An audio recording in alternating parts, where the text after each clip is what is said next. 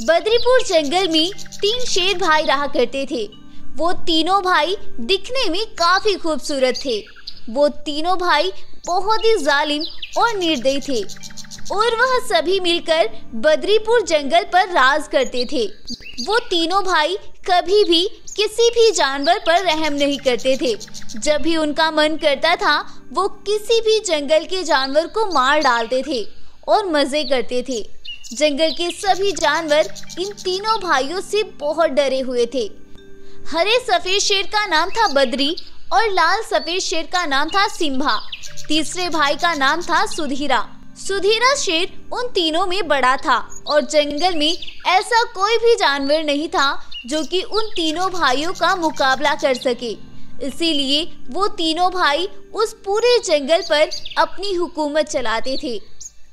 एक दिन जंगल की लोमड़ी दौड़ती हुई गाय के पास आती है और वह बोलती है, गाय बहन, आज तो सुधीरा शेर ने विमला के बेटे को भी मार डाला है। क्या उसे भी मार दिया? लोमड़ी बहन, मुझे तो अपने बच्चों की हर टाइम चिंता सताती है। अब मुझे मेरी जान का कुछ नहीं, लेकिन मेरे बच्चे सलामत रहे बस। लोमड़ी और गाय ऐसी बातें कर ही रहे थे कि तभी वहाँ एक बाघ और मानव बाघ 2 दोस्त आते हैं और बाघ गाय और लोमड़ी से कुछ बोलता है। तब गाय कहती है, बाघ भाई, तुम दोनों मिलकर एक अच्छा काम कर रहे हो, लेकिन इस काम में बहुत खतरा है, जान भी जा सकती है। क्या तुम इसके लिए तैयार हो? हाँ, मैं तैयार हूँ, लेकिन इसके लिए तुम्हें हमारा साथ देना होगा।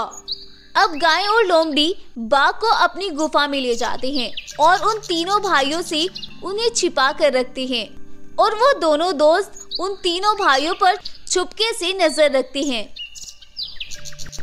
एक दिन सुधीरा और सिम्हा पास के जंगल जाते हैं और वह अपने भाई बद्री से बोलती हैं, बद्री, हमें काम से दूसरे जंगल जाना है। जब तक हम वापस आए तुम अपना ख्याल रखना और हम जल्द ही लौट आएंगे। ठीक है भैया, आप दोनों भी अपना ख्याल रखना। यूँ सिम्हा और सुधीरा वहाँ से निकल जाते हैं। यह सब दूर खड़ा हुआ बाघ देख रहा था। कुछ घंटे बीत जाने के बाद बाघ बद्री शेर की गुफा पर जाता है और वहाँ वह बद्री शेर को सोता हुआ पाकर उसके खाने में जहर मिलाकर चला जाता है। कुछ देर बाद जब बद्री की आंख खुलती है और उसे भूख लगती है तो वह इस बात से अनजान कि इस खाने में जहर है, वो उस खाने को खा लेता है और वहीं पर मर जाता है। अब बाघ और मानव बाघ उस मरे हुए शेर को वहां से हटा देते हैं और जब वो दोनों भाई शाम होने पर गुफा में वापस आते हैं तो वो वहां बद्री को ना पाकर परेशान हो जाते हैं। अरे भैया, बद्री कहाँ चला गया? हाँ, मैं भी यही सोच रहा हूँ, शायद वो जंगल में हो। हाँ, ये भी हो सकता है। चलो हम चलते हैं, थक भी बहुत गए हैं, सुबह आकर उससे मिलते हैं। वो दोनों भाई इस बात से अनजान वहाँ से चले जाते हैं। अगली सुबह होती है और जब वो दोनों भाई फिर से बद्री की गुफा में आते हैं तो वो फिर से गुफा को खाली ही पाते हैं और अब वह दोनों परेशान हो जाते हैं और उसे ढूंढने के लिए जंगल में जाते हैं। जंगल की एक ओर सुधीरा शेर और दूसरी ओर सिम्हा शेर अपने भाई को ढूंढने निकलते हैं। तब सिम्हा को लोमड़ी मिलती है और सिम्हा लोमड़ी से एकदम गुस्से में बोलता है, अरे ओ लोमड़ी, क्या तुमने बद्री शेर को कहीं देखा है? सिम्हा के पूछने पर लोमड़ी अपनी चालाकी दिखाती हुई और मगरमच्छ के आंसू बहाते हुए बोलती है, क्षमा करें महाराज, मुझे ये सब बताने से सुधीरा शेर ने मना किया है, लेकिन मैं फिर भी आपको बता रही हूँ। वो कल रात जब आप अपनी गुफा में थके हारे सो रहे थे तो सुधीरा शेर महाराज ने बद्री को मार दिया और सुधीरा शेर बोल रहे थे कि वो जल्द ही आपको भी मार देंगे और फिर अकेले इस जंगल पर राज करेंगे। महाराज, मुझे तो बहुत डर लग रहा है। हमारे जंगल का क्या होगा अगर आप ना रहे? आप ही तो हमारे मसीहा हैं और वो सुधीरा तो हमारे जंगल को तहस नहस कर देगा। उधर गाय भी सुधीरा शेर को सेम यही कहानी बताती है और उन दोनों भाइयों को एक दूसरे के खिलाफ कर देती है। अब वो दोनों भाई गुस्से में आ जाते हैं और एक दूसरे के आमने सामने जाकर हमला कर देते हैं और उन दोनों भाइयों की लड़ाई इतनी बढ़ जाती है कि वो एक दूसरे को मार डालते हैं। अब बाघ और सभी जंगलवासी बहुत खुश होते हैं और गाय बोलती है, अब बाघ भाई, आपने ये सब क्यों किया? हम तो आपके लिए इतने खास भी नहीं हैं, फिर ये सब हमारे लिए क्यों? गाय बहन, इस जालिम शेर ने इस जंगल की राजगद्दी पाने के लिए मेरे माता पिता दोनों को मार दिया था। तब मैं बहुत छोटा था, इसीलिए कुछ नहीं कर पाया, लेकिन आज जब मैं बड़ा हुआ तो मुझे इन जालिमों से अपने माता पिता की मौत का बदला लेना था और तुम सभी जंगल वासियों को इनके जुल्मों से आजाद कराना था, इसीलिए मैंने ये सब किया। शुक्रिया बाघ भाई, आज से आप हमारे मसीहा हैं। नहीं गाय बहन, शुक्रिया की कोई जरूरत नहीं, ये सब तो मेरा कर्ज था और मेरा फर्ज भी था। अब सभी जंगलवासी उन दोनों दोस्तों से बहुत खुश होते हैं और वह सभी जंगलवासी मिलकर बाघ को अपने जंगल का राजा घोषित करते हैं और फिर से अपने जंगल में एक नई शुरुआत करते हैं और अपने जंगल में खुशी खुशी रहने लगते हैं। तो गाइस, आपको ये कहानी कैसी लगी हमें कमेंट करके ज़रूर बताएं और अगर आपको स्टोरी पसंद आई है तो प्लीज़ इस वीडियो को लाइक करें, शेयर करें और साथ में हमारे चैनल को सब्सक्राइब करना बिल्कुल ना भूलें। Thank you. विशाल शेरनी के परिवार पर हुआ अत्याचार और 10 साल बाद शेरनी ने किया चीतों से अपना बदला पूरा। जंगल में चीतों का राज था। सभी चीते कमलापुर नामक जंगल पर अपनी हुकूमत चलाते थे और उन सभी चीतों का एक सरदार चीता था जिसका नाम था भीमराव।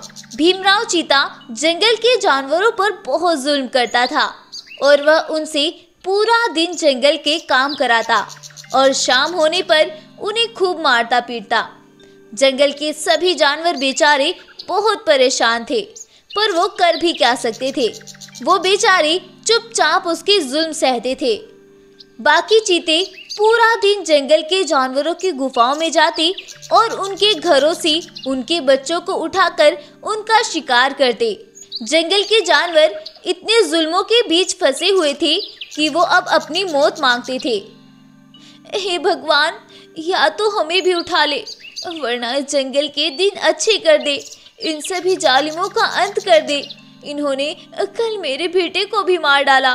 गाय ये सब बोलकर खूब रोई जा रही थी। तभी दूर जंगल से चलती हुई एक विशाल शेरनी उस जंगल में आती है।